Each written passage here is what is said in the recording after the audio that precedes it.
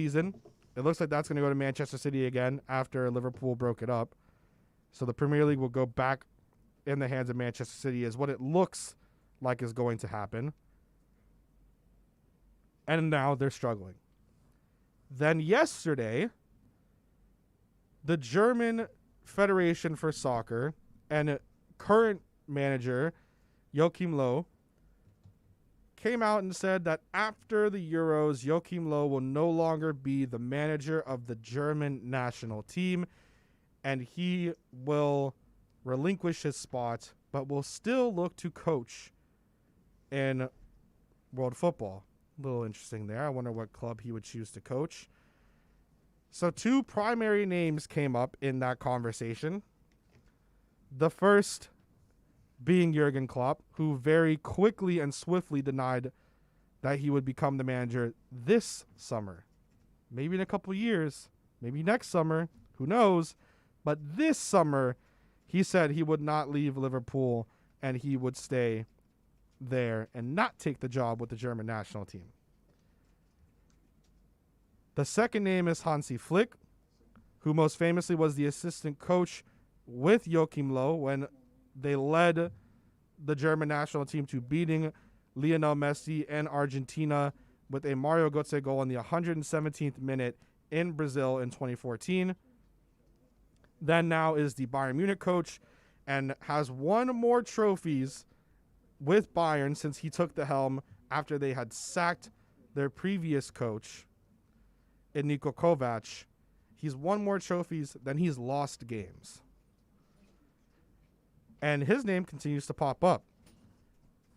Bild, which is one of the premier rumor newspapers, especially for soccer in Germany, they have a little bit of a rough history when it comes to what they do and how they report things. And a lot of times it is rumors, not a lot of facts. So they are one of, like I said, one of the biggest, most well-known rumor papers there. Then you have Goal, of course. There's a couple others that you have that are some bigger, more high-profile guys there in terms of the magazine or tabloid, I guess you could say, outlet there in Germany. They're reporting that Hansi Flick, and they've been reporting it for a while, has not been happy with Bayern management and how they go about transfers, which I don't like because he's taken our team and completely transformed it. But he could potentially be now the new guy if he decides to not fulfill his contract with Bayern Munich that goes until 2023, after he was recently signed to an extension after being the interim head coach and then going on to have an outstanding season with Bayern, again, after the sacking of Niko Kovac. The question that I pose in that situation with Liverpool and with Jurgen Klopp is he never said he wouldn't ever be the German national team manager. He just said it wouldn't be this summer.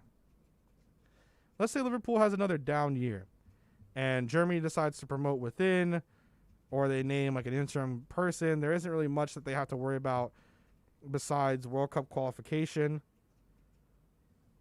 World Cup's going to be in the winter of 2022. We're about a year and 6 months away from that, 7 months away from that.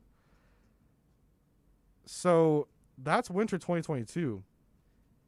If Klopp gets sacked by Liverpool, who could hire Steven Gerrard, who just won the Scottish Premier League with Rangers, taking over from Celtic for the first time in quite some while, he's a Liverpool legend. If Liverpool continue to have a down season and Klopp gets sacked, or they have a bad start to the season next year and Klopp gets sacked, or the end of this year, like the end of 2021, who's to say that Klopp doesn't go ahead and become the German national team manager? The rumors are always going to be there now that Joachim Löw is no longer there because the German national team wants him so badly. There were rumors that he would become the Bayern head coach before they even went on to sign Hansi Flick. Jurgen Klopp, whether Liverpool is doing good or not, is one of the highest sought-after managers in the world, and especially in Germany. When you think about the German managers that could potentially take over the German national team, it's not going to go to Thomas Tuchel. He just signed a new deal, with Chelsea. becoming their manager after they sacked Frank Lampard. And right now he has Chelsea in a great run of form. It's not going to be him. Julian Nagelsmann has been doing wonders with RB Leipzig. But if Hansi Flick leaves Bayern because he wants to be the German national team manager, he wants that to be his full-time job. When Julian Nagelsmann left his first job and then signed at Hoffenheim before becoming the manager for RB Leipzig, he mentioned multiple times that he and his family grew up Bayern fans, and he is a huge Bayern Munich fan, and that it's his dream to one day be the manager for FC Bayern Munich. So you can count him out of the contest. That's his goal. That's what he wants to do. If Hansi Flick is there right now, he's probably going to stay with Leipzig. He's doing a great job there at Leipzig. Has great security. They love him there. Why would he leave? Then the next one is Hansi Flick. After that, I can't really think of any other German manager that would want to take over that position. Any other German manager that would want to be with Bierhoff and the German Federation of Football there in Germany. Because it seems like they don't know what's going on. So if they don't know what's going on, and now they went from saying Joachim Löw is staying to Joachim Löw is leaving, what's going to happen? I don't want to work for someone who doesn't know what the heck is going on in their own business. I don't want to work for somebody that doesn't have control or doesn't have a future plan for their business. They want to go from young players. Now they're going old players. Who knows what's happening? But Jurgen Klopp, Liverpool, they're struggling right now. Rounding off hour 2 here, we're going to end it off with Big O and the Crosstalk coming up next. Sundays at 9 a.m., Juan Cardona dominates the airwaves with Juan on Juan. From sneakers to video games to your favorite South Florida team, tune in every Sunday to Juan on Juan, exclusively on the home for sports talk in South Florida, OnsideRadio.com. Onside Radio, the only choice for the South Florida sports fan. I'm Ryan Seacrest. When you call 911 and ask for help, first responders show up. Now, let's show up for the people who show up for us every day and every night. Go to firstrcf.org to learn more. Big news, Miami fans! Body Armor is proud to be the new official sports drink of Major League Soccer and Inter Miami CF. It doesn't matter if you're a player or a fan, Body Armor sports drink will hydrate you with potassium-packed electrolytes, antioxidants, and no artificial sweeteners, flavors, or dyes. Whether you're at home or in the starting lineup, Body Armor sports drink will hydrate you from kickoff to the final whistle. Body Armor, now the official sports drink of Inter Miami CF, available at your local Publix. Let's raise a cup to the first among us who put themselves last. To the risk takers, the mask makers, the heroes on the front line and online. To the ones keeping shelves full and keeping us hopeful. To those who don't stop and those making all the stops. To the ones who pick up, suit up, and never let us down. From all of us at Dunkin' to all the heroes keeping everyone running, we thank you. These are unprecedented times, challenging how the YMCA works to strengthen community as we have for nearly 170 years. But we've always found ways to help people and communities in times of crisis. Right now, Ys across the country are providing emergency childcare, shelter, food programs, and outreach to seniors. But we can't do it alone. Whether you're connected to the Y or have a fond Y memory, we need you to stay with us. Reach out to your local Y today and stay with us for a better us. If you missed Onside Zone with Big O, you missed. The sport is headed in a direction where it's going to die because the fan base is dying. It's people my age or older that follow baseball. And we're dying. And so they're not getting any of the new fans. Young fans, the whole sport is all screwed up, dude. From the cheating scandals to the way they mismanage it, by the way, the way it has not gone and changed with modern times, the fact that baseball players are so freaking ignorant that they don't understand that they've got to market their own game. The wussiest thing in the world is you hit a home run on me, so now I'm going to plunk you. I mean, that's just ridiculous. The Onside Zone with Big O. Weekdays 11 to 1 p.m. Only on OnsideRadio.com. My mother was very familiar with her neighborhood, but one day she stopped at the stop sign and she wasn't even really sure where she was at. When something feels different, it could be Alzheimer's. Now is the time to talk. A message from the Alzheimer's Association and the Ad Council.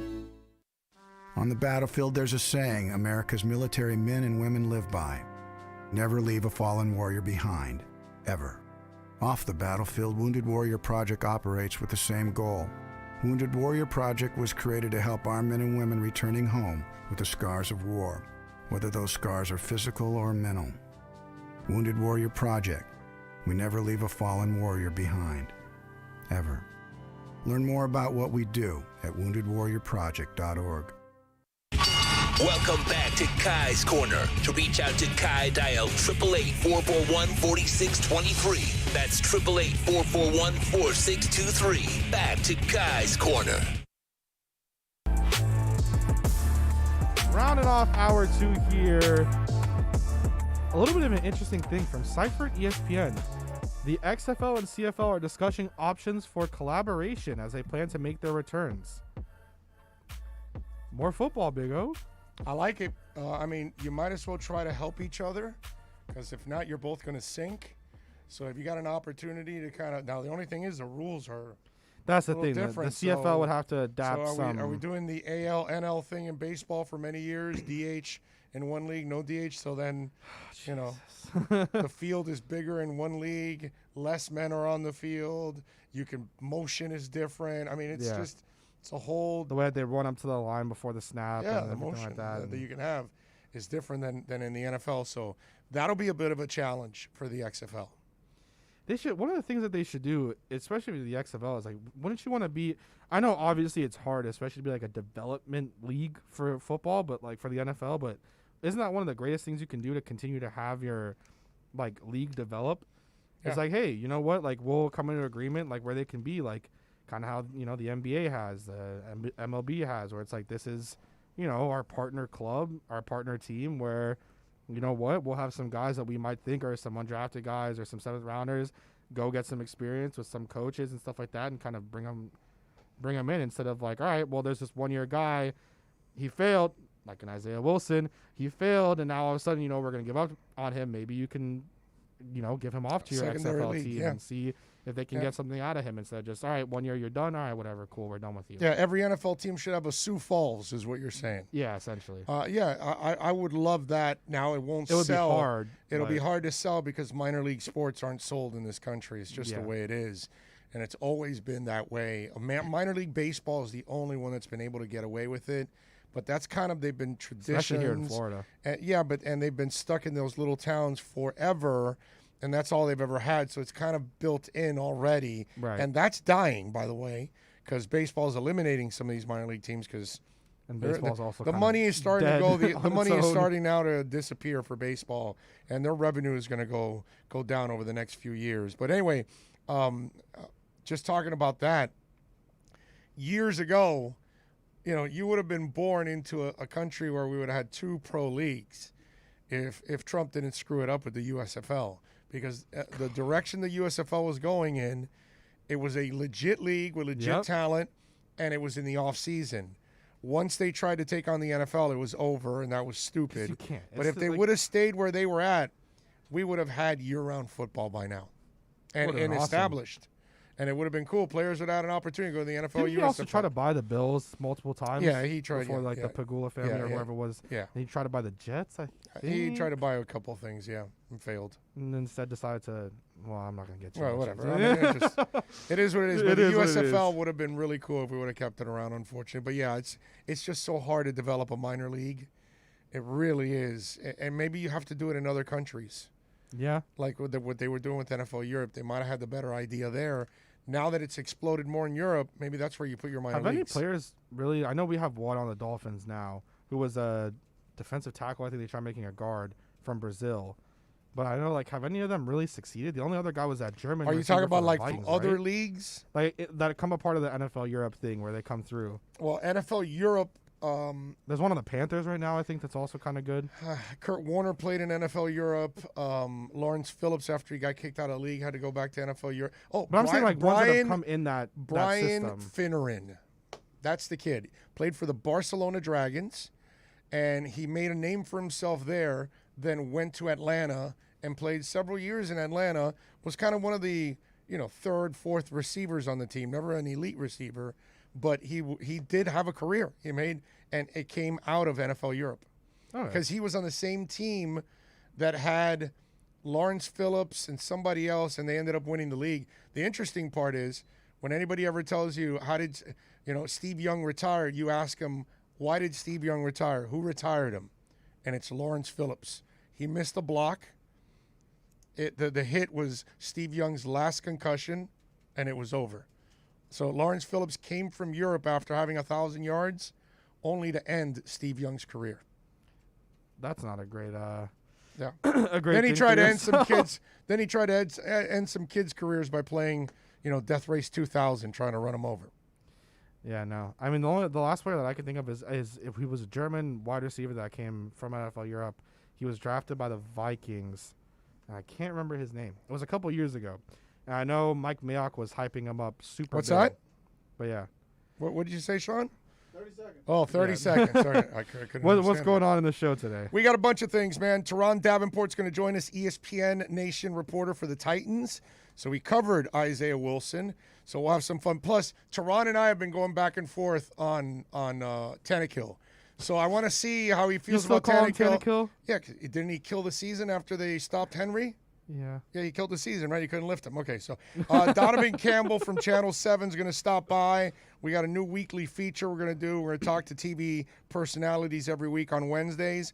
And former Miami Dolphin Randy McMichael, baby. He was a pretty good damn tight end for the Dolphins. Yes, but he guess was. what? He lives in Atlanta, works in Atlanta, played for Georgia. Who played for Georgia? Isaiah Wilson. So we will continue to give you a little more in-depth look at Isaiah Wilson, the newest Miami Dolphin offensive lineman. So we got all of that and more for the next 3 hours. Not only are you a sports talk host, but you do everything you need to for investigations. We'll catch you guys again tomorrow. You're And listening Bitcoin. You're listening to the only locally Ethereum. owned sports station. We'll be right back to the Big O Show